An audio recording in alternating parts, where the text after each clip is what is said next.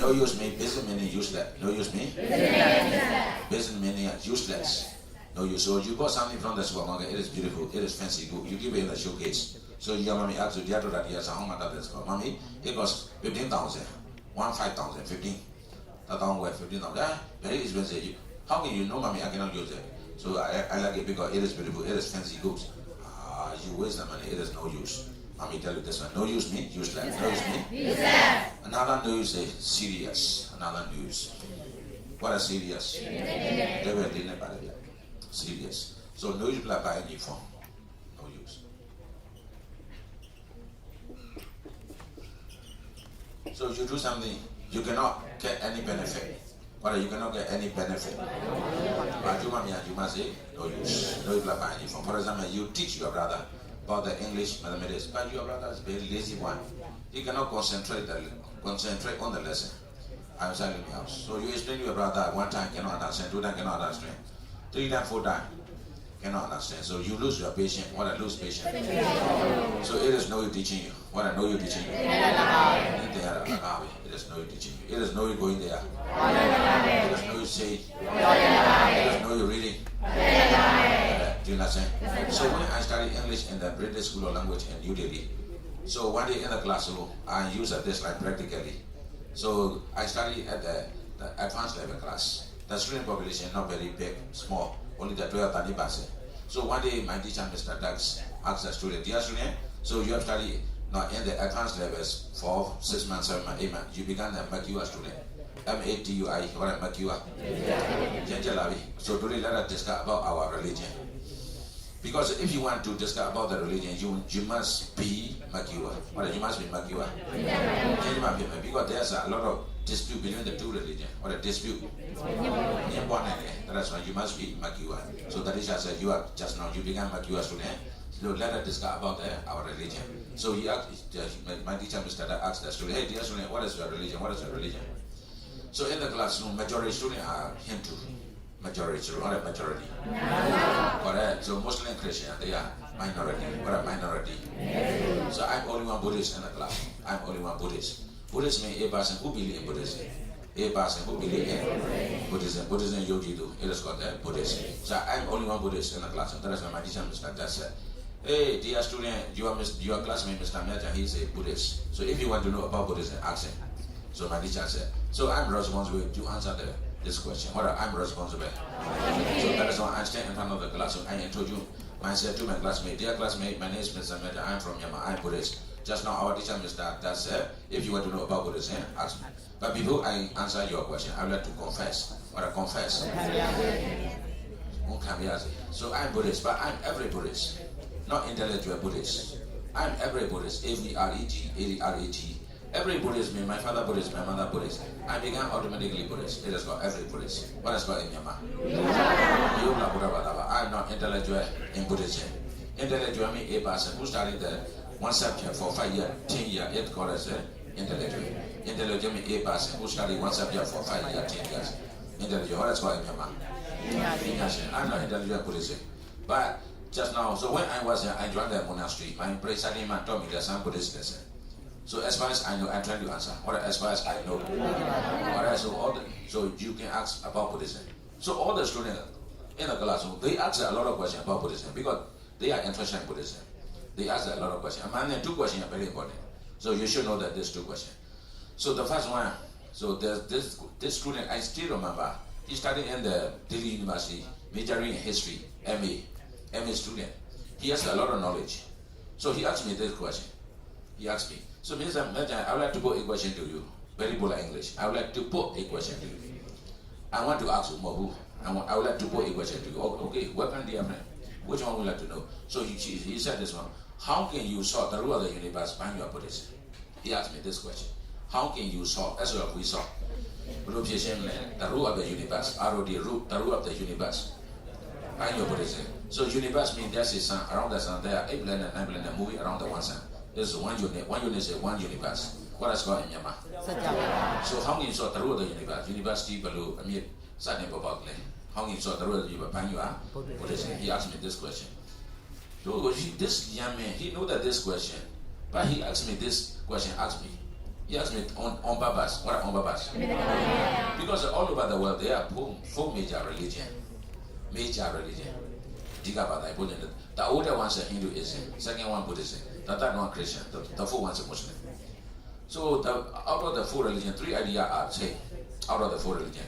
For the Hindu, Christian, Muslim, same idea about the universe. For the Hindu, the God Shiva created the universe. What a God Shiva?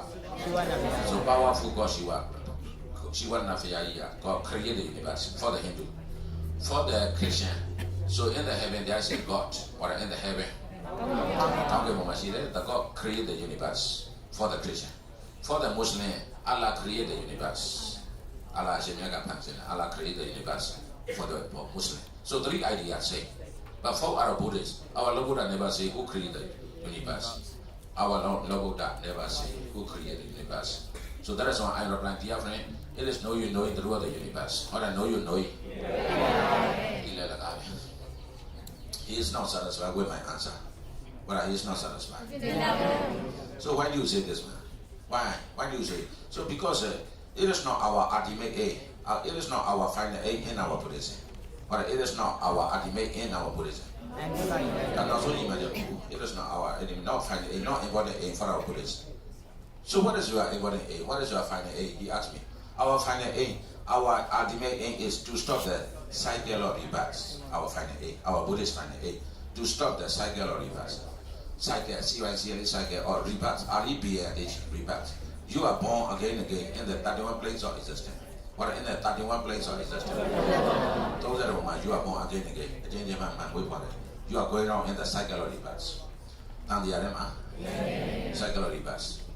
So we must stop the cycle of rebirth. Because the cycle of rebirth is full of suffering. What are full of suffering?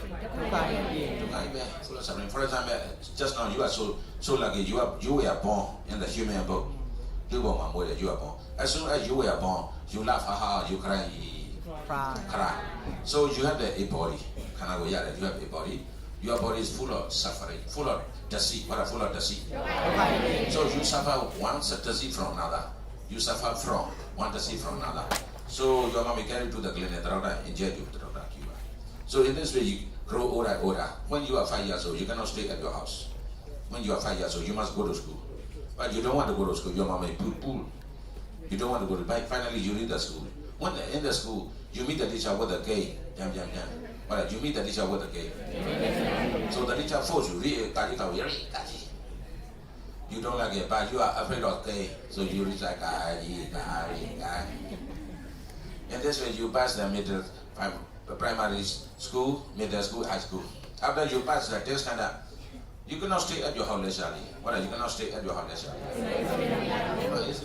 leisurely. You must prepare for your lives. So you join the community school, you join the language school, you join the LCCI. So in the school, 1 year, 2 years, you study. After you join the university, in the university, 4 year, 5 year, you become the graduate. So after you become graduate, you must join the job. You work in the company, you work in the government office, you run your own business. You grow older. You are 25, 26, 27, 30, you get married. You give birth the children. Give birth the children? Yeah. So you grow older. You are 40, 50, 60, 80, you die. So you are so lucky. Next life, you are born in the human book. You are so lucky.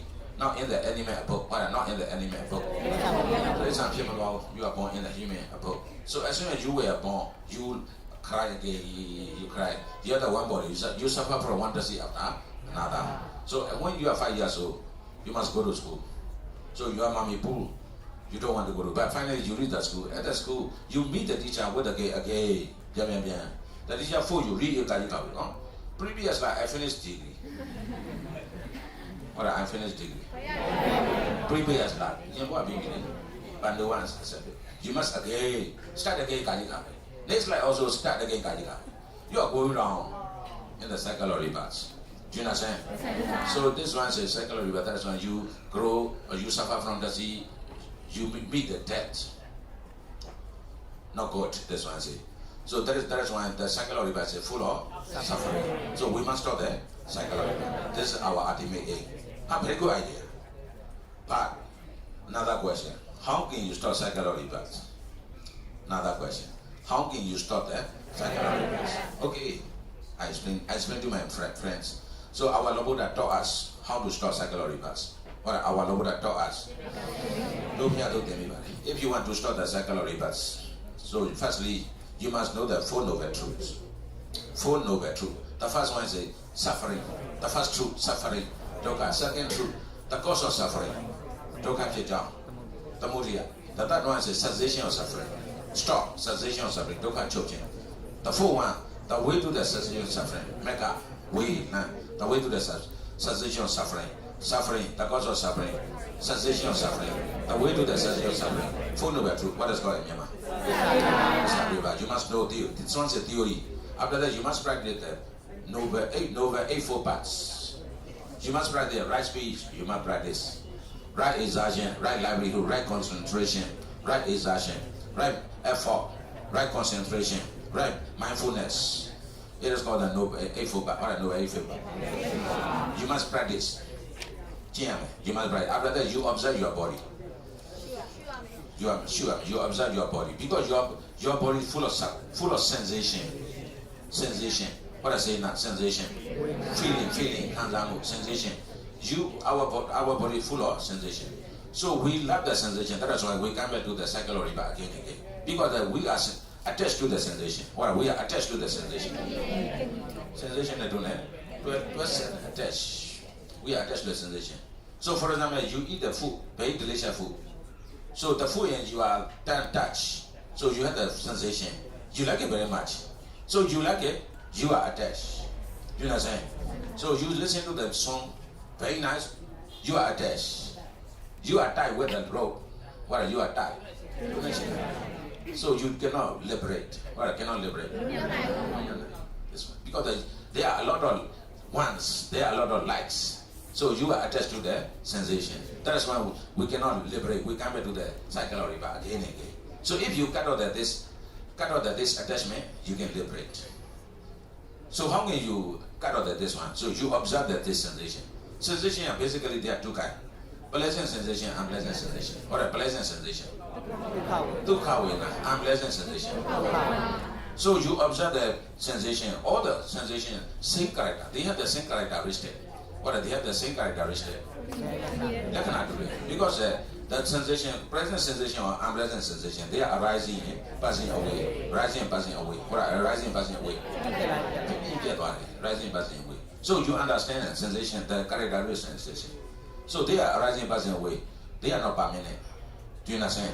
So at that time, when you understand the characteristic of sensation, you are not attached to the sensation. You are not attached. You are not attached. So that is when you liberate from the suffering. Do you understand? You liberate from the suffering. I explained to my classmates. All the classmates, they are very, very satisfied. They applaud wonderful idea, marvelous idea. So they request me. I explained to them about this idea 3 times, 4 times, 5 times in the classroom. My teacher, Mr. Das, asked me, Mr. Majan, so can I observe this sensation? Can I take the meditation? So of course, because our Lord Buddha is like a scientist, or our Lord Buddha is like a scientist. So our Lord Buddha discovered this method. So discover that this way, everybody can walk this way. Do you understand? So no need to name yourself as a Christian, as a Muslim. No need to name yourself. No need to name. Because a Christian, also Muslim, also Hindu, everybody has suffering. Suffering is a say. Do you understand? No Christian suffering, no Muslim suffering. Suffering is suffering. So you must try to liberate from suffering. Do you understand? Or else, we must practice this way. There's no other way. I explain to my classmates. They are very, very satisfied. They request me again and again. I explain. So that is why in the classroom, I use this line. It is know you knowing the real universe. Do you understand? Okay, know you know it. Next one. Please do.